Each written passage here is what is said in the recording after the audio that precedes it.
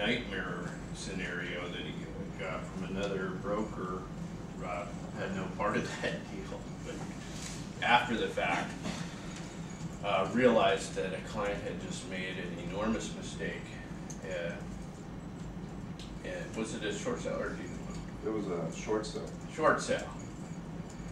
And this was, and the broker, for some reason, well, for some reason, so he could get his commission, convinced this homeowner to basically sign up to be on the hook for the entire amount of the deficiency debt. Oh. Just a complete disaster for the client, especially since this year we have the Treasury guidelines that says, in general, if a homeowner sells a short sale, they're not going to be on the hook for deficiency judgment, at least as far as the second, and normally the first is working with homeowners voiding a deficiency judgment. Does everybody know what a deficiency? Anybody doesn't know what a deficiency judgment is, or you want me to talk about that a little bit? Just define it. Okay, so deficiency judgment, potential liability for the difference between the amount of the note and the fair market value or sales price of the house. The house sells for less than the amount of the note. It's first or second.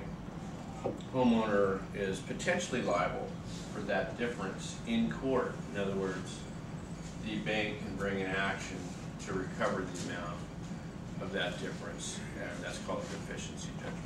The problem is, once that becomes reduced to a judgment, they can go after homeowners' wages, wage garnishment, levy on the bank accounts, that kind of thing. Are those 10-year, are those deficiency judgments valid for 10 years? Well, or statute that's of a limitations common on misunderstanding that it's only 10 years. It's 10 years plus the banks can renew those judgments for additional 10 years. So it's basically forever. You have to, I mean, what you have to tell your clients is that's forever.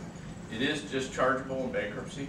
Deficiency judgment is almost always eligible for discharge in bankruptcy if your client qualifies for Chapter 7. But that's small consolation to your client to tell them they have to file bankruptcy. Much better to be able to walk away from that balance and not have to deal with it at all. Is that something that they're doing right now, Cliff? Are the banks pursuing deficiency judgments? It's really a case-by-case basis. The biggest mistake you can make is not get something in writing from the bank before you do the deal. Brokers are so anxious to get the deal closed, get their commission, they're not getting in writing the waiver of the deficiency judgment sometimes. That's a big problem.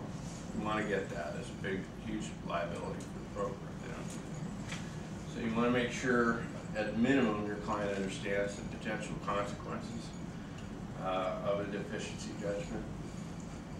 And best case scenario, you get the bank to waive the right to deficiency. What else? All these fun topics.